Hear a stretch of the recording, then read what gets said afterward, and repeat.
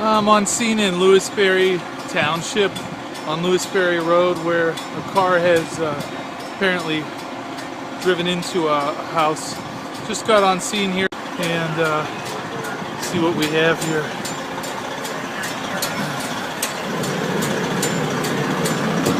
And you can see Fairview Township Fire Department EMS services are here.